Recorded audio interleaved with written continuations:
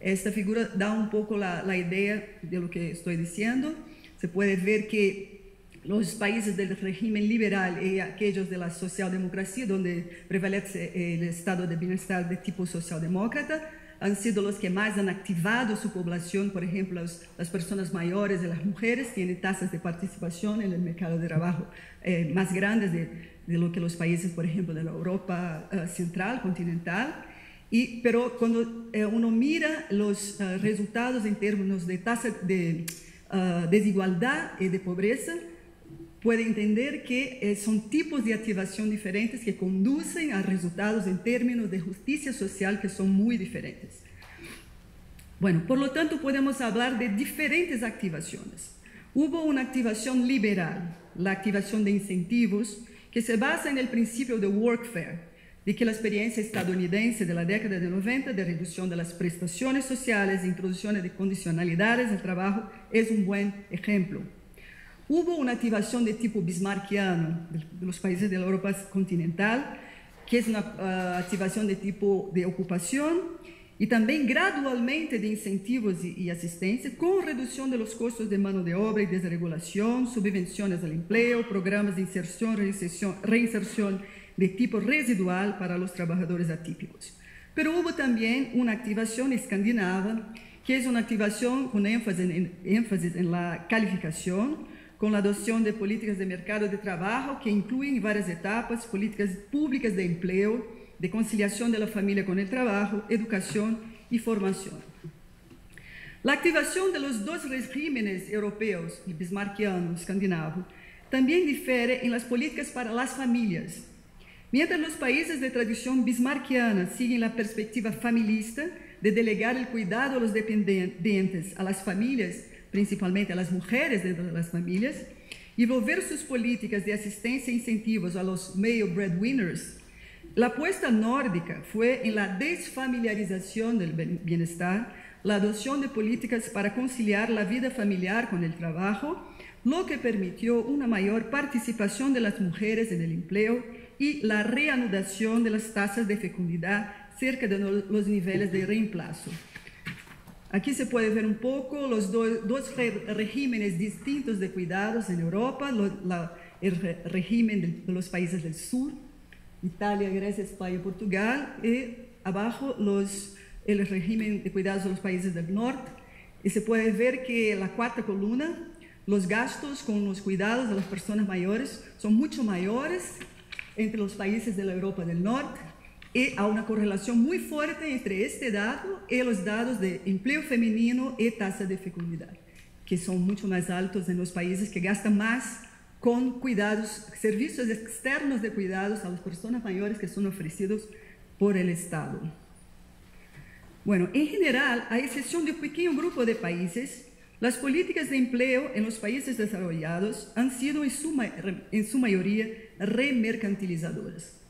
Han aumentado las condicionalidades para el recibimiento del seguro de desempleo, las tasas de reemplazo cayeron, la duración de los beneficios se acortó, los esquemas de activación no son comprensivos, más workfare que individualizados, tomando la forma de incentivo más que formación y calificación. El enfoque de activación se ha producido a expensas de la calidad del empleo y protección adecuada al empleado, con impactos negativos sobre la pobreza, como por ejemplo el aumento de la pobreza de los trabajadores, pobreza en el trabajo, y la desigualdad. Eso es la regla general de la cual los países escandinavos son la excepción, ¿no? Bueno, ahora paso a discutir un poco la agenda socialdemócrata, que gira en torno de la perspectiva de la inversión social. La experiencia escandinava ha estimulado el debate sobre el surgimiento de un nuevo paradigma del estado de bienestar, la perspectiva de la inversión social, voy a llamarla la de PIS. Aunque recomendado tanto en la Agenda de Lisboa y en la Estrategia Europea para el Empleo 2005, esta perspectiva no se ha extendido en Europa, confinándose a los países nórdicos y a los Países Bajos. En términos doctrinales, este paradigma contrasta con otros tres. El paradigma de la política social compensatoria del estado de bienestar que conocemos nosotros, de tipo keynesiano, del posguerra, el paradigma neoliberal de la década de 1990, en el cual la política social es irrelevante, sino perversa, el paradigma de la política social de la tercera vía, Third Way, que es un camino intermediario entre el mercado y el Estado. Aunque los cuatro paradigmas se disputan el nombre de inversión social, aquí nos reservamos el término perspectiva de inversión social para referirnos exclusivamente al tipo socialdemócrata que detallamos enseguida.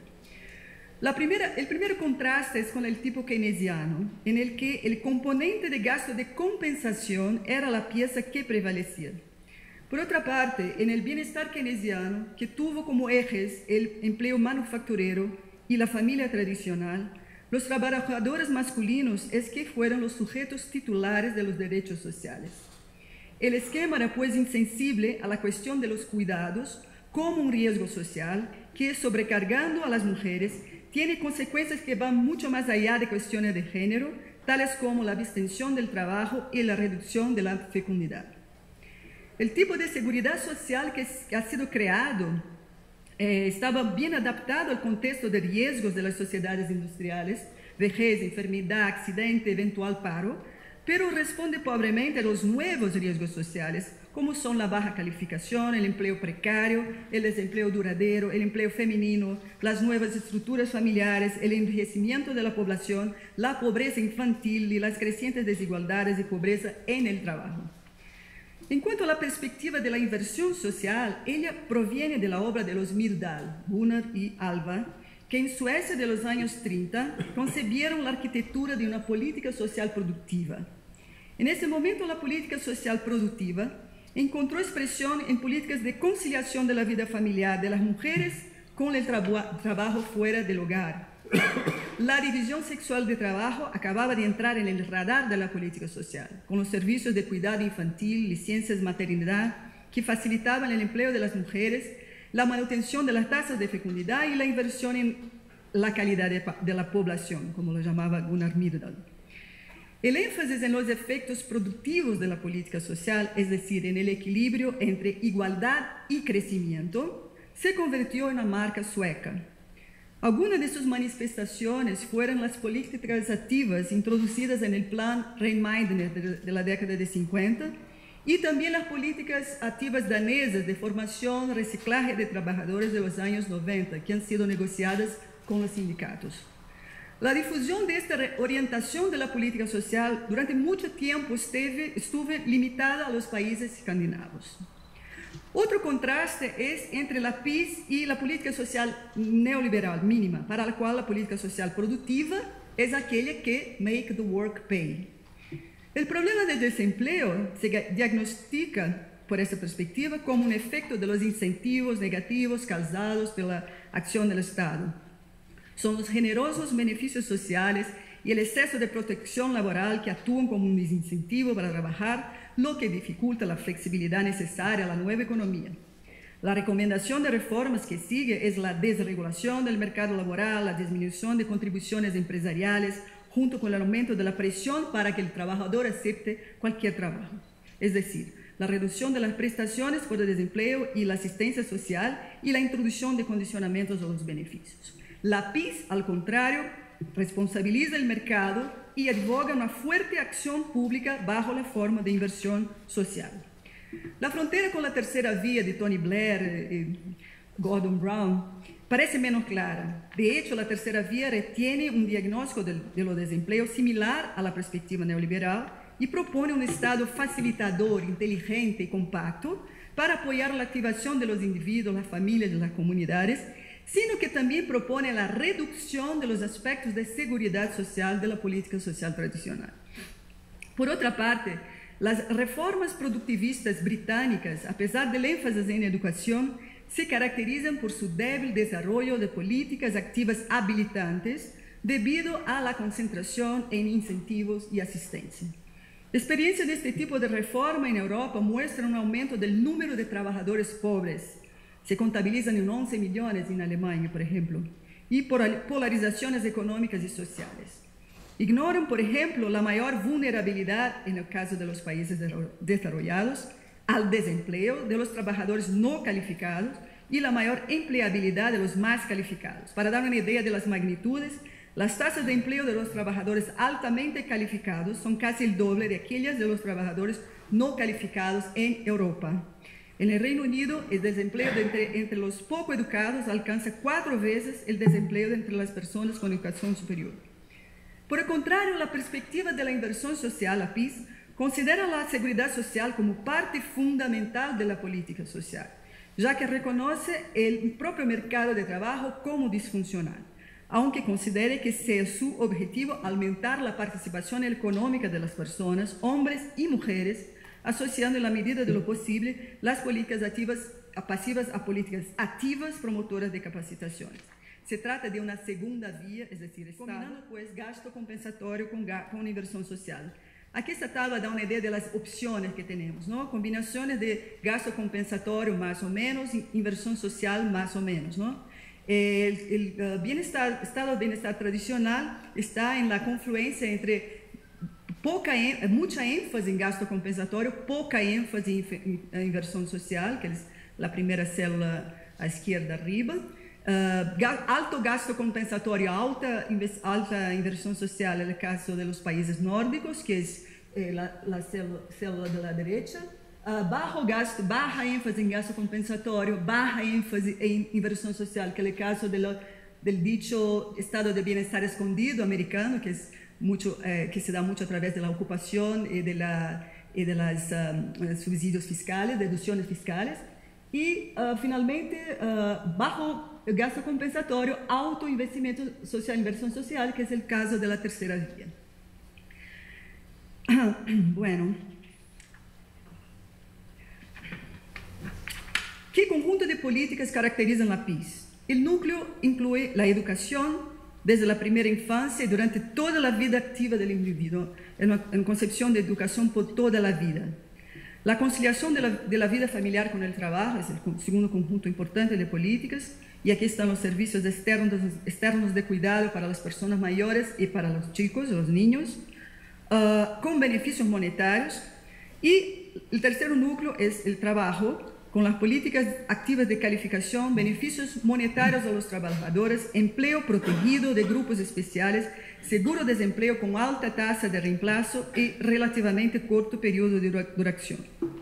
En cuanto a la educación, se trata de promoverla con participación en la instrucción, alta participación, calidad y también adquisición de habilidades, pero sino también de protegerla, aquí incluidos pagos por enfermedad, prestaciones de desempleo generosas y programas de rehabilitación adecuados. El énfasis está en el universalismo y el curso de la vida, la provisión de educación universal de calidad y programas de formación permanentes.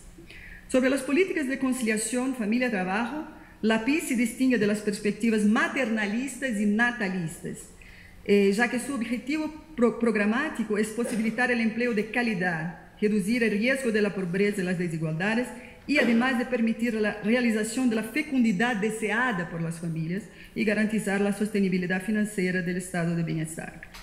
En cuanto al empleo, se trata de convertir en transiciones seguras y atractivas los pasajes entre la educación y el trabajo a lo largo de la vida, a través de la provisión de seguridades activas o puentes sociales. Nada de redes ni trampolines, pero puentes. La estrategia consiste en aumentar el empleo, asegurando la cohesión social, es decir, sin polarizaciones. Una política ilustrativa de puentes sociales es la flexibilidad, de que hablaba Norma, creo, danesa, que combina flexibilidad con seguro de desempleo y las políticas activas. Una característica común de este conjunto de políticas es combinar la prevención con la protección. Las personas que no han tenido acceso a los servicios y la protección a temprana edad son más vulnerables en un sistema económico caracterizado por la destrucción creativa de tipo schumpeteriano. Las intervenciones deben ser, tanto como sea posible, preventivas y prolongadas, tanto como sea posible, ya que prevención total no es posible. Teníamos incerteza radical aquí, ¿no? Fundamental. El estado de bienestar keynesiano responde bien a los problemas sociales derivados de los ciclos económicos, pero no es la mejor respuesta a los problemas sociales inscritos en el núcleo dinámico del sistema económico. El compartimiento de los riesgos y los servicios deben ser, en lo posible, también schumpeterianos. Queremos un estado de bienestar que sea también schumpeteriano, es decir, que opere en una temporalidad más larga que la del corto plazo en que opera la seguridad social y aumentar la resistencia de las personas a los cambios bruscos. No se hace de una sola vez, como se supone en la tercera vía, sino que requiere una intervención constante de tipo a la vez preventivo y protectivo, por un Estado que sea proveedor de servicios. Otra característica central de estas políticas es el foco en la combinación entre crecimiento sostenido y igualdad. La igualdad, que es uno de los problemas de los economistas, ¿no? Cómo conciliar estas dos cosas. La igualdad se ve como una condición para el éxito y como un resultado de la adopción de la PIS, de la perspectiva de la inversión social. La inversión en la educación, en las familias y en el trabajo, acompañados por seguridad económica, iguala las oportunidades de realización y de vida. Se espera que los efectos agregados sean la innovación, la productividad, el crecimiento, los ingresos del gobierno, la sostenibilidad fiscal del estado del bienestar y menores desigualdades y pobreza. En resumen, la PIS es un esfuerzo para actualizar el estado de bienestar a las nuevas circunstancias de riesgos y necesidades sociales, cuya doble intención es apoyar la economía de conocimiento, asegurar la sostenibilidad financiera y política del estado de bienestar, equilibrando objetivos económicos y sociales. La pregunta en el aire es el grado en que esta innovación nórdica echará raíces y se difundirá para otras plagas. Las restricciones más fuertes son, obviamente, las economías políticas de los diferentes regímenes políticos. También el efecto transformador de los cambios marginales que ya se están operando, retraccionistas, y no se sabe dónde van a acabar estos cambios, ¿no? Y por supuesto, la continuación de la crisis europea. Otra cuestión preocupante es si la crisis va a ser un disparador de la PIS o el disparo fatal. Ahí ya. Si bien el futuro es confuso, la historia aclara las precondiciones políticas.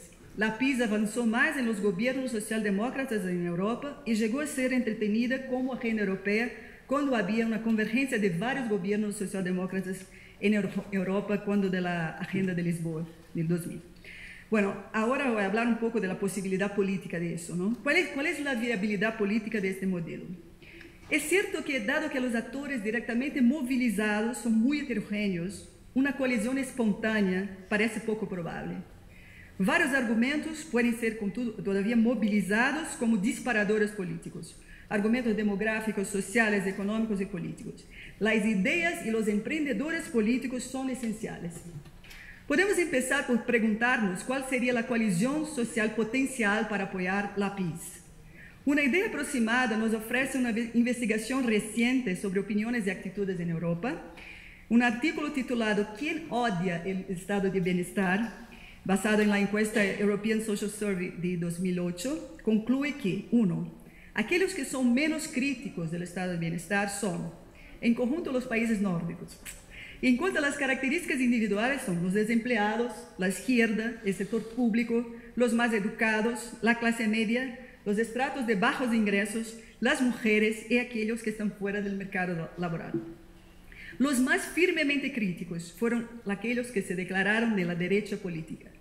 La postura crítica al estado de bienestar sigue siendo un fenómeno esencialmente ideológico.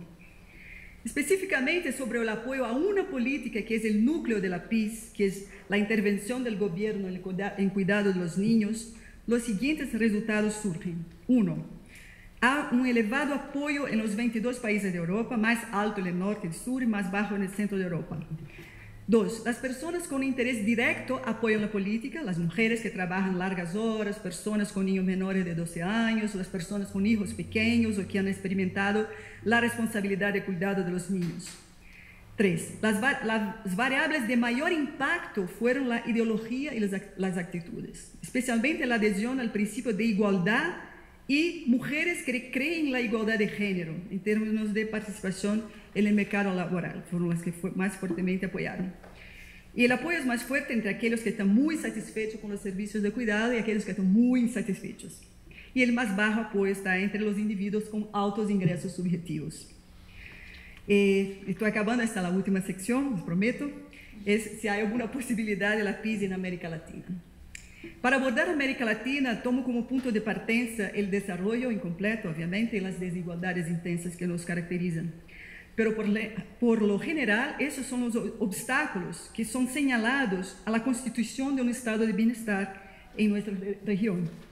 Voy a asumir, en cambio, que la constitución del estado de bienestar es la clave para superar el desarrollo incompleto y eliminar o disminuir las desigualdades.